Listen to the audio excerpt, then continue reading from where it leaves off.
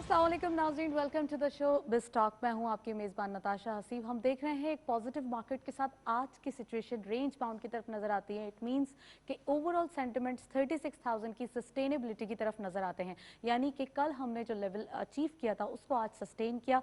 आज वीक का trading day last session है और उसके बाद हम मंडे से ये एक्सपेक्ट कर रहे हैं कि आगे आने वाले दिनों में कुछ करेक्शन विटनेस की जा सकती है, क्योंकि वो एक हेल्दी साइन है और इसी हेल्दी साइन के हवाले से हम कह सकते हैं कि मार्केट में यही करेक्शन आगे जाके मंडे से भी ऑब्जर्व की जा सकती है। ओवरऑल मार्केट के सेंटिमेंट्स पॉजिटिव डायरेक्शन में है, लेकिन आज की कंडीशन रेंज बाउंड इस सिचुएशन को भी इंडिकेट कर रही है कि अब करेक्शन आने वाली है। Let's have a look on first segment. Market highlights देखते हैं, आज की मार्केट की परफॉर्मेंस क्या रही। ओवरऑल आज फ्राइडे है, तो फ्राइडे में आज लास्ट ट्रेडिंग सेशन है। मार्केट की परफॉर्मेंस देखते हैं। ओपन हुए मार्केट 36,142.17 के लेवल पर। हायर साइड मार्केट गई 36,279.56, lower was 36,003.18 and finally closure sustainability के साथ 36,190.40 का, यानी 48 पॉइंट्स के गेंस के साथ। कंप्लीटली हम कहेंगे कि एक फ्लैट नोट दिखाई दिया। आज टर्नओवर में करंटली मार्केट ने 292.70 मिलियन शेयर्स ट्रेड किए हैं। कल के मुकाबले में डिक्लाइन नजर आता है 174.78 मिलियन शेयर्स का। वैल्यू रही 9.58 बिलियन रुपीस। कल वॉल्यूम्स काफ़ी हाई नजर आ रहे थे और ये एक साल बाद यानी कि दिसंबर 5 के बाद जो है वो आज यानी कल के दिन जो है उसके बाद वॉल्यूम्स हाई नजर आए थे और आज भी कुछ हद तक वॉल्यूम्स जो है वो अच्छे नजर आए, लेकिन कल के मुकाबले में कम नजर आए। वॉल्यूम लीडर्स में only one script being in green territory, वही जो स्क्रिप्ट्स हैं जो कल हमें पॉजिटिव डायरेक्शन में नजर आ रहे हैं, आज उनके अंदर प्रॉफिट टेकिंग हुई है। यूनिटी फूड इस लिस्ट को लीड कर रहे हैं 1.16 के डिक्लाइन के साथ 35.65 पे क्लोजर। 27.98 मिलियन शेयर्स ट्रेड किए गए। Maple leaf cement second squad पे 0.92 का गेन देखा गया। 26.96 पे क्लोजर रहा। 24.63 million shares traded. And lastly TRG again limelight में पूरे वीक हमने देखा है, तकरीबन 4 सेशंस पे हम देख रहे हैं कि ये हमें वॉल्यूम लीडर में दिखाई दे रहा है। 1.12 के नेगेटिव चेंज के साथ 28.41 पे क्लोजर, 14.24 का कारोबार रहा। ये था वॉल्यूम लीडर मार्केट की करंट परफॉर्मेंस। ओवरऑल हम नेक्स्ट सेगमेंट पे चलते हैं, उसके बाद मजीद जो है वो प्रोग्राम को आगे बढ़ाएंगे।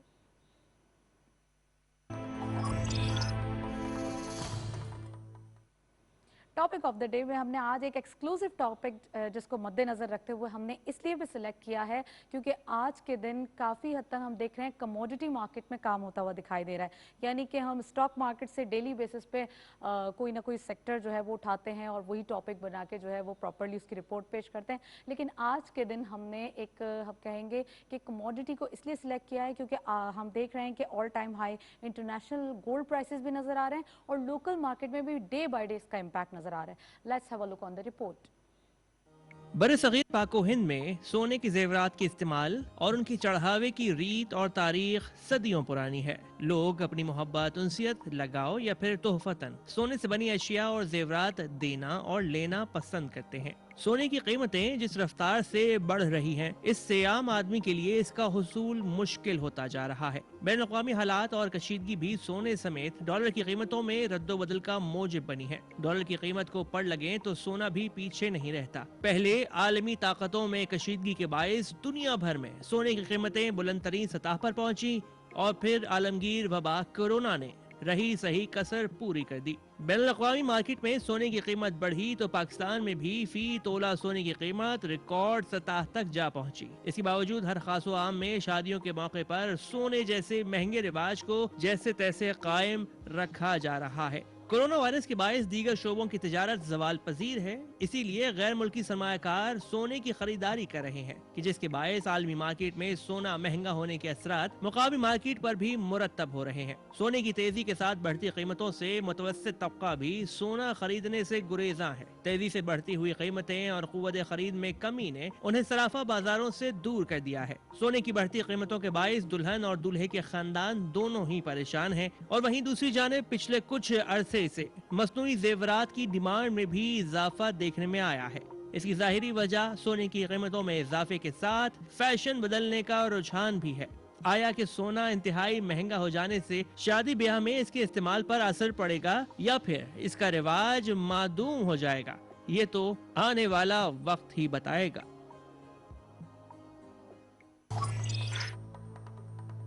आज की रिपोर्ट देख के ज़्यादातर ख़वातीन खुश हुई होंगी, काफ़ी गोल्ड के हम कहेंगे जेवर दिखाई दिए यहाँ पर। लेकिन हम बात कर रहे हैं यहाँ पे इन्वेस्टमेंट की, तो इन्वेस्टमेंट के पॉइंट ऑफ व्यू से हम देख रहे हैं 1,12,000 के अबव आज की मार्केट में नज़र आता है गोल्ड रेट। और इसके साथ साथ पर तोला की बात कर रही हूँ मैं, और कल की मार्केट में 1,13,000 अबव नज़र आ रहा था। इट मीन्स के गोल्ड रेट डेली बेसिस पे फ्लक्चुएट करते हुए दिखाई दे रहे हैं। इन तमाम चीज़ों पर बात करने के लिए आज स्पेसिफिकली हमने मधु किया है कैपिटल मार्केट एक्सपर्ट और कमोडिटी मार्केट एक्सपर्ट गेस्ट को। उनको वेलकम करते हैं। हमारे साथ मौजूद हैं अमीन यूसुफ साहब। आप कैपिटल मार्केट एक्सपर्ट हैं और कमोडिटीज में काफ़ी काम करते हैं। सबसे पहले तो वालेकुम आपको सबसे पहले मुबारक, ये शो का बहुत अच्छा शो हो रहा है और मैं इसको वॉच कर रहा हूँ, तो अच्छा आप लोग काफ़ी चीज़ें कवर कर रहे हैं। सर सबसे पहले ये बताइए कि आज जो अगर आप आए हैं तो सबसे पहले हमने आपको कमोडिटी के लिए जो है वो मदु किया है।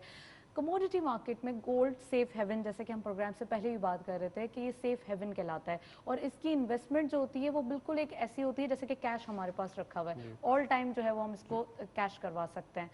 कितना ज़्यादा इंपॉर्टेंट है आजकल के दिनों में, जैसे ये फ्लक्चुएशन दिखाई दे रही है, तो क्या इस इन्वेस्टमेंट में जाना चाहिए अभी? देखिए, अगर आप एनालिसिस करें तो गोल्ड तो अभी ऑल टाइम हाई पे ट्रेड कर रहा है, 1845 तक गया है और अभी 1811 पे ट्रेड कर रहा है, यूएस डॉलर में बता रहा हूँ।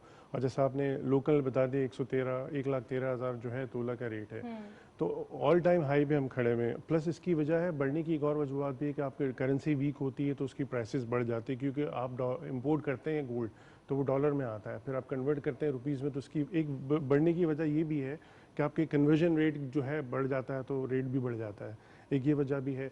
और प्लस कोविड की वजह से भी डिमांड इतनी नहीं है अगर आप देखें, लेकिन ये कि हमारा ऐसे ट्रेडिशनल कल्चर है कि गोल्ड आप देते हैं, तो इंडिया में भी यही है, जितनी भी साउथ एशियन कंट्रीज़ में ये है, एक रुझान है कि गोल्ड दिया जाता है और जायज़ में दिया जाता है, तो एक तरह से एक इसकी डिमांड है, इसकी डिमांड क्रिएट। अगर आप इसी तरह से वेस्टर्न कंट्रीज़ में चले जाएं तो गोल्ड जो 24 कैरेट है 22 कैरेट का कोई नहीं लेता हुआ, 18-16 कैरेट के येलो गोल्ड की बिल्कुल मिक्स होता है। जो इवन जो आर्टिफिशियल ज्वेलरी ज़्यादातर बार यूज़ होती है, मेरे ख्याल में गोल्ड बहुत कम होता है। और प्लस यहाँ के पाकिस्तान में, अगर इंडिया पाकिस्तान और श्रीलंका या एशियन कंट्रीज़ में अगर आप करें तो 22 कैरेट पे जा रहे हो तो प्योरिटी पे जा रहे होते, जबकि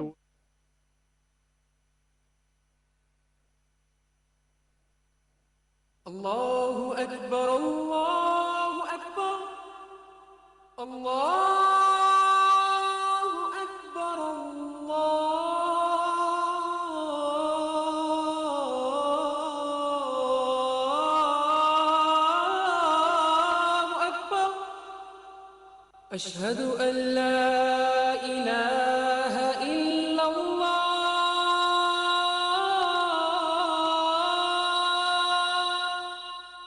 अशहदु अल्ला इलाहा इल्लल्लाह अशहदु अन्न मुहम्मदर रसूलुल्लाह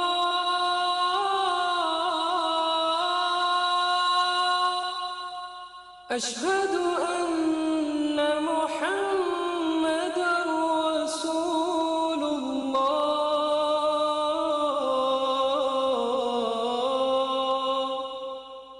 حي على الصلاة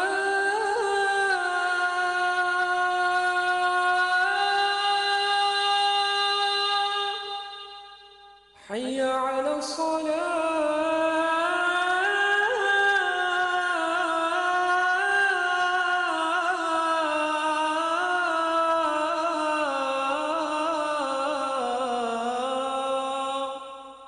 حي على الفلاح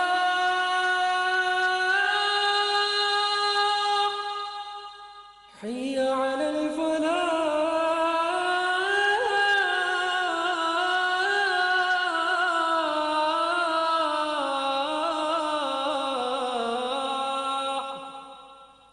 الله أكبر الله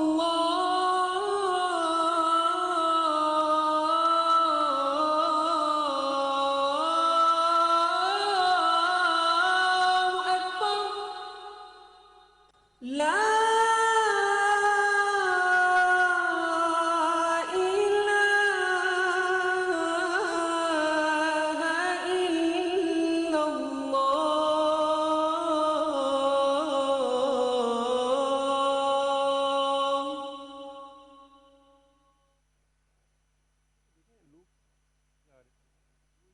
आपने खुद बताया कि जाके आप बेच देंगे आपको कैश मिल जाएगा। इसी तरह स्टॉक्स में भी लोग काम कर रहे होते हैं, लिक्विड है, लिक्विड कैश है, कल आपने शेयर्स बेच दिए, 2 दिन में पैसा आ गया। बॉन्ड्स तो हमारी मार्केट यहाँ डेवलप ही नहीं है बॉन्ड की। प्राइस बॉन्ड की बात कर रहे हैं तो अलग चीज है, एक होते हैं बॉन्ड्स जो फिक्स बॉन्ड्स होते हैं, प्राइस बॉन्ड भी अभी 40,000 वाला तो है नहीं, लेकिन उसमें तो देखिए उसमें कोई रिटर्न नहीं है। देखिए अगर प्राइस लेते हैं, बॉन्ड लेते हैं, जरूरी है लगेगा तो आपको कुछ मिलेगा, नहीं लगेगा तो कुछ भी नहीं मिलेगा। लेकिन अभी गवर्नमेंट ने ये किया, अगर 40,000 वाले या 30,000 वाले जो 25,000 वाले बॉन्ड्स लेते हैं तो उस पर आपको इंटरेस्ट भी मिलता है। अगर आपको रजिस्टर्ड करना पड़ेगा, आपको अपना टैक्स एंटीन आपका होना चाहिए। तो ये अच्छा है कि लोग अगर इस तरह से इन्वेस्टमेंट्स करें तो उनको क्या होगा, रिटर्न भी मिलेगा फिक्स में, फिक्स जी, उसमें गवर्नमेंट कुछ रिटर्न भी दे रही है। अब तो डिस्काउंट रेट इतना नीचे आ गया तो ऑब्वियसली तो कोई लुक्रेटिव है नहीं, 7% पे आ गया है और भी चांसेस हैं कि 100 बेसिस पॉइंट मजीद कम हो जाए। इसी वजह से स्टॉक मार्केट भी आप देख रहे हैं बढ़ रही है, उसकी वजूहत भी यही है। अच्छा, मार्कअप रेट के जब 5% हुआ है तो उसका इम्पैक्ट एक्सपोर्ट्स पे कितना आएगा? और आने वाले दिनों में जैसे हम देख रहे हैं कि day by day exports number increase होते हुए दिखाई दे रहे हैं, तो आने वाले दिनों में क्या हो सकता है कि एक्सपोर्ट्स नंबर इंक्रीज होते हुए और मजीद बिल्कुल दिखाई एक्सपोर्ट्स बढ़ रही हैं। अगर आप कोविड के 2 महीने पीछे चले जाएं और अब जाएं तो आपको एक्सपोर्ट्स का, डीजी खान का देख लें, आपको फिलीपींस से सीमेंट का ऑर्डर मिल गया और भी कंपनीज को मिल रहा है, एक्सपोर्ट्स आपकी बढ़ रही है। और एक स्टेट बैंक ने एक और अनाउंसमेंट की है कि जो एक्सपोर्टर्स के लिए भी स्पेशल रेट दे दिया है, 7% नहीं, उनको 5% रिफाइनेंस रेट लगेगा।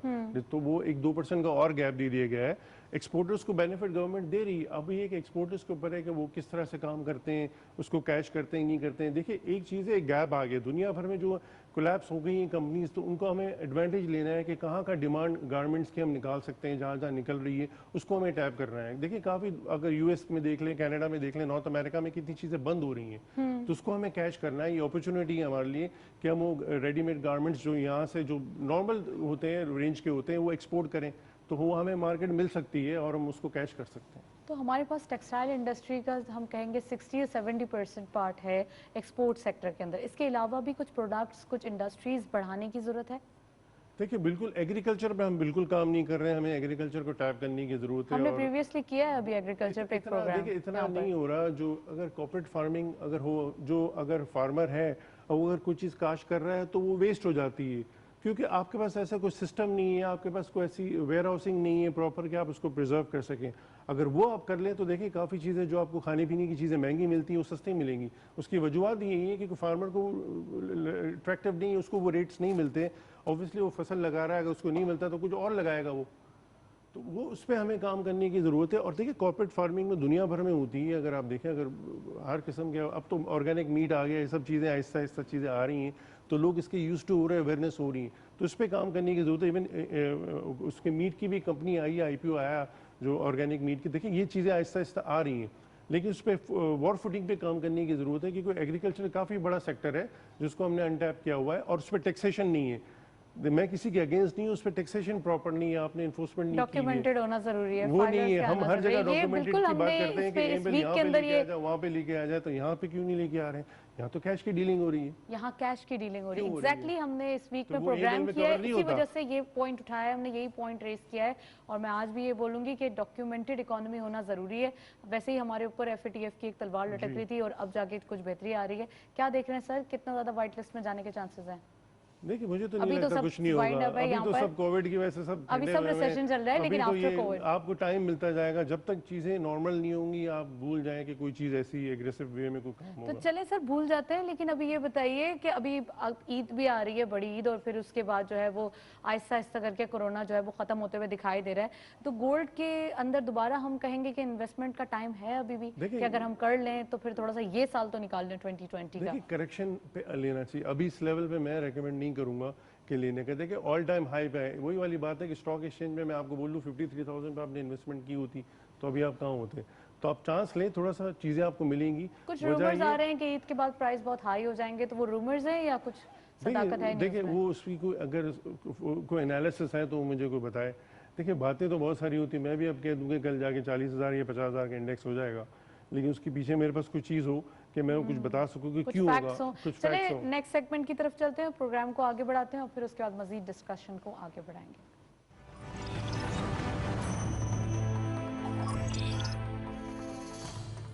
और फॉरेक्स के रेट्स देखते हैं, आज की मार्केट के अपडेट क्या है। गोल्ड की पर तोला प्राइस 112,563 रुपीस, गोल्ड पर 10 ग्राम 96,607 रुपीस, इंटरनेशनल गोल्ड रेट पर ऑunce $1,808.89, ऑयल WTI पर बैरल $38.86, ऑयल ब्रेंट क्रूड पर बैरल $41.66। ये था कमोडिटी मार्केट। करेंसी मार्केट में देख रहे हैं यूरो बाइंग रही 185.50, selling was 188.50। UK pound buying रही 208 रुपीस 214 जो है वो सेलिंग रही। यूएस डॉलर बाइंग रही 166.80, सेलिंग वाज 167.80। डॉलर प्राइस में भी 1 रुपये का फ़र्क हमें नज़र आता है। अगेन रियाल रहे 43.80, सेलिंग वाज 44.30, बाइंग रही दिरहम में 44.90, selling was 45.80 and lastly Kuwaiti दिनार बाइंग रही 514.50, सेलिंग वाज 517 रुपीज़। ये था करेंसीज और फॉरेक्स के कम्प्लीटली आज की मार्केट की अपडेट। ओवरऑल हम देख रहे हैं करेंसी वाइज भी कुछ फ्लक्चुएशन डेली बेसिस पे दिखाई दे रही है। अमीन यूसुफ साहब हमारे साथ मौजूद हैं, उनसे मजीद बात करेंगे। अमीन साहब, डॉलर प्राइस में 1 रुपये का डेली बेसिस पे कुछ फ्लक्चुएशन दिखाई दे रही है, तो अभी हमारे पास काफ़ी वेज खुल गए हैं। इक्विटी मार्केट, कमोडिटी मार्केट और करेंसी मार्केट, तमाम चीज़ें हमें जो है वो एक इन्वेस्टमेंट के इंडिकेशन दे रही हैं। तो अभी सबसे ज़्यादा सेफली कहाँ पर इन्वेस्टमेंट की जाए? देखिए, अगर रिटर्न वाइज मैं कहूँगा कि रिटर्न वाइज तो इक्विटी मार्केट काफ़ी अट्रैक्टिव है, क्योंकि 7% पे आपको फिक्स पे कोई फ़ायदा नहीं है रखने का, और जो पैसा फंड्स का लगा हुआ, इंश्योरेंस कंपनी का लगा हुआ, वो सारा ये स्टॉक एक्सचेंज में आएगा, क्योंकि आपके पास बॉन्ड मार्केट डेवलप नहीं है, आपके पास रियल एस्टेट के कोई फंड्स ऐसे नहीं है, रीट्स की कोई ऐसी कंपनी नहीं है जिसमें आप इन्वेस्टमेंट करें। और नेशनल सेविंग्स का भी जो अभी बिल्कुल वही रेट, नोटिफिकेशन आया है, उसका भी इक्विटी मार्केट में वो भी आएगा एक सारा। इंस्टीट्यूशंस भी अब उसमें पैसे नहीं डाल सकते, फिक्स में नहीं डाल सकते, तो आपके पास एक ही एवेन्यू स्टॉक मार्केट, या फिर आप कमोडिटी मार्केट में जाएं। तो स्टॉक मार्केट ज़्यादा अट्रैक्टिव इसलिए लग रही है कि आप नीचे लेवल पे हैं, आपके पीस काफ़ी नीचे हैं, आपके सीमेंट सेक्टर है, आपका ऑयल सेक्टर है, आपका फर्टिलाइजर सेक्टर है। अब क्या होगा, अब थोड़ा सा एनालिसिस करके बंदा काम करे कि जिस पे 10 से 12 या 13% डिविडेंड यील्ड है, वो वाले स्टॉक्स आपको पिक करने चाहिए। कि होगा ये कि जो पैसा वहाँ से फारिग होकर यहाँ आएगा फिक्स से, तो वो तलाश करेंगे कि कहाँ मैक्सिमम रिटर्न है। किसी के पास आज के दिन में 1 लाख रुपए हैं, तो वो कहाँ इन्वेस्टमेंट करे? देखिए, स्टॉक एक्सचेंज में इन्वेस्टमेंट कर लें, कुछ आपने कुछ गोल्ड ले लिया, मतलब 2 हिस्सों में आपने कन्वर्ट कर दिया, क्योंकि तीसरा आपका फिक्स में तो कुछ आपको मिल नहीं रहा। चलिए, स्टॉक मार्केट में अगर इन्वेस्टमेंट करते हैं तो कौन से सेक्टर हैं जिनको अपने ब्लू चिप को वो लोग बोलते हैं, लेकिन ब्लू चिप में इतना ज्यादा काम देखिए, मुमकिन नहीं, स्टॉक्स की मैं बात नहीं करूंगा, मैं आपको सिर्फ स्ट्रेट अवे कह दूंगा कि आप अच्छे डिविडेंड वाले स्टॉक्स निकालें। जैसे मैंने आपको बताया 12 या 10-12% जो डिविडेंड देते हैं, उनको देखें, पहले तो देखिए कि इकोनॉमी में इनमें आगे ग्रोथ भी है कि नहीं है। जैसे आपके सीमेंट में है, ऑब्वियसली सीमेंट में प्रोजेक्ट्स लगेंगे, स्टील भी बढ़ेगी, स्टील उससे कनेक्टेड है, तो उनमें से कोई स्टॉक्स, फर्टिलाइजर है, उनमें से स्टॉक्स आप पिक करें जिनमें डिविडेंड यील्ड आपको ज़्यादा मिले, क्योंकि आपको अब 7% में तो फ़ायदा नहीं है। आप देखेंगे 10-12% जहाँ आपको मिल जाए उन पर आप इन्वेस्टमेंट्स करें। कि होना ये है कि सारा पैसा फिक्स होकर इन्हीं स्टॉक्स में जाएगा जिनमें अच्छे रिटर्न और अच्छी कंपनीज जो कंजर्वेटिव हों, जो हर साल डिविडेंड देती हो। ऐसा नहीं कि एक साल डिविडेंड दे और वो स्किप कर जाए, या उसकी अदर इनकम आ रही हो। आपने देखना है कोर ऑपरेशन से वो कंपनी क्या कमा रही है और अच्छा रिजल्ट दे रही है, और 5 साल का उसका डेटा उठा के देख लें कि डिविडेंड वो कंटिन्यूसली दे रहे हैं, तो फिर वो स्टॉक्स पिक करें और उसको लेके बैठ जाए। क्योंकि आपके पास फिक्स में तो आप भूल जाएंगे फिक्स में आपको कुछ रिटर्न मिलेगा। सर, फिक्स का तो टाइम चला गया ना, जब 13.25 इंटरेस्ट रेट था, जब सोचा जाता था, लेकिन अब जो है फिक्स का टाइम नहीं है बिल्कुल। अच्छा, कुछ इस वीक की बात करेंगे स्पेसिफिकली, तो कुछ स्क्रिप्ट्स हमने डेली बेसिस पे फ्लक्चुएट होते हुए देखे। यानी जैसे अगर हम बात करें, डिफरेंट हमने वॉल्यूम लीडर्स में भी देखे थे और डिफरेंट जो है वो स्क्रिप्ट्स देखे थे। डेली बेसिस पे लाइमलाइट रहे और डेली बाइंग और डेली सेलिंग होती रही, डेली प्रॉफिट बुकिंग भी होती रही। तो क्या प्रेफरेंस है उन स्टॉक्स में अभी इन्वेस्टमेंट करना? देखिए, ये जो स्टॉक्स की आप बात कर रहे हैं, ये मोमेंटम स्टॉक्स होते हैं जो आप टॉप 10 में देख रहे होते हैं, जिनमें वॉल्यूम होता है। किसी दिन प्राइसेस उनके ऊपर के लॉक लगे हुए होते हैं, कभी वो नहीं परफॉर्म कर रहे होते हैं, लेकिन वॉल्यूम्स होता है। ये होते हैं इसमें कि एग्जिट आसान है आपका। अगर आपने फर्स्ट करे को इन्वेस्टमेंट्स की, आपको 2 दिन में पैसे चाहिए, तो आप एग्जिट हो सकते हैं। एक वो स्टॉक्स हैं जो बढ़ जाते हैं, लेकिन वो इलिक्विड स्टॉक्स हैं, तो उनमें भी स्टोरी है। ज्यादा इसको प्रेफरेंस देते डे हैं। ट्रेडर इसी को प्रेफर करते हैं, क्योंकि जो ट्रेडिंग वॉल्यूम आप देख ले 10-12 स्टॉक्स में ट्रेड हो रहे होते हैं ज़्यादा, जो आप दिखा रहे होते हैं वॉल्यूम लीडर ये है, तो उनमें ही काम हो रहा होता है। कुछ लोग क्या करते हैं कि वेट भी करते हैं, कुछ पिक करते हैं स्टॉक्स को जो इलिक्विड स्टॉक्स होते हैं, लेकिन वो भी परफॉर्म कर रहे होते हैं। लेकिन उसमें रिस्क ये है कि फिर आप उसमें आपको एग्जिट आसानी से नहीं मिलता। उसमें भी अच्छे स्टॉक्स हैं जो डिविडेंड देते हैं, ऐसे नहीं है कि नहीं है, लेकिन उनमें वॉल्यूम नहीं होता। फिर आपको अगर एग्जिट करना हो तो वही वाली बात है, अगर कोई इन्वेस्टमेंट शॉर्ट टर्म के लिए ला रहा है, तो फिर वो स्टॉक्स पिक नहीं करे। जो लॉन्ग टर्म के लिए ला रहा है, जो विजन बना के, जिसका मोटिव ये है कि मुझे डिविडेंड चाहिए, तो वो स्टॉक्स वो पिक कर सकता है। लेकिन वही वाली बात है जैसे मैंने पहले बताया कि आपने 5 साल का रिकॉर्ड देखना है कि वो कुछ दे रहा है नहीं दे रहा है। 1 साल दे दिया और 2 साल नहीं दिया, स्किप किया, तो वो देखना बहुत ज़रूरी है कि वही स्टॉक्स आप देखेंगे आगे आने वाले दिनों में, वही स्टॉक्स और परफॉर्म करेंगे क्योंकि वो सारा फिक्स का पैसा इधर ही आएगा। अमीन यूसुफ साहब, लेवरेज इंडस्ट्रीज भी कुछ थी, जब हम इंटरेस्ट रेट कम होने के बाद देख रहे थे कुछ परफॉर्म करना शुरू हुई, जैसे सबसे ज़्यादा सीमेंट इंडस्ट्री ने परफॉर्म करना शुरू किया, इसके अलावा स्टील सेक्टर है और डिफरेंट ऑटोमोबाइल सेक्टर और ऑटो पूरा ओवरऑल सेक्टर कैसे देख रहे हैं, और इसका क्या कुछ परफॉर्मेंस आगे जाते हुए कुछ अच्छी दिखाई दे रही है? इफ़ यस तो फिर आगे अब इसमें बाइंग कर लें हम? देखिए, ऑटो में डिमांड तो नहीं रहेगी, जैसे कोविड की वजह से ऑब्वियसली लोगों के हालात इतने अच्छे नहीं है कि आगे जाके आपको पिक करें चीज़ें, तो डिमांड्स के ऊपर है, डिमांड जाएंगे। वही वाली बात है, अगर आप फाइनेंसिंग की कोई ऐसी एक्टिव कर दे कि फाइनेंसिंग लेके आ जाए, तो फिर आप देखिए फाइनेंसिंग अगर अवेलेबल करते हैं वो, तो फिर आपकी गाड़ियाँ बिकेंगी। आप अच्छे रेटों पे फाइनेंसिंग देंगे। अब रेट्स तो वैसे ही नीचे आ गए, 7% अगर डिस्काउंट रेट हो गया है, तो अच्छे रेटों पे अगर ये ऑटो मैन्युफैक्चरर्स हैं, ये बैंकों के साथ मिलकर लोगों को नई गाड़ियां दें और अच्छे रेटों पे दें, और अपनी प्राइसेस तो पहले कम करें, पहले प्राइसेस तो कम करें, प्राइसेस तो कम करें, वो अपनी प्राइसेस तो कम करें जो गाड़ियों के प्राइसेस वही वाले रखे हुए हैं, अभी प्राइसेस वही रखे हुए हैं। नहीं, तो अब चीज़ें तो नीचे आ गई हैं, हर जगह कोविड की वजह से चीज़ें नीचे आ गई, तो उनको भी चाहिए कि प्राइसेस को रिवाइज करें और अच्छे रेटों पे लोगों को गाड़ियां दें। रिवाइज हुए हैं उनके जो टैक्स? नहीं हुए। देखिए, टैक्स नहीं, मैं कह रहा हूँ प्राइसेस जो गाड़ियों की हैं वो तो रिवाइज करें कम से कम, ताकि कंज्यूमर आके लेगा। अगर आप चीज़ें कुछ सस्ती करेंगे तो बिकेंगी ना, इतनी आसानी से तो नहीं बिकेंगी। और आपने फाइनेंसिंग पे ज़्यादा आपको फोकस करना पड़ेगा इनको, कि फाइनेंसिंग लोगों को दें, और लोगों को दें कि गाड़ियाँ हम आपको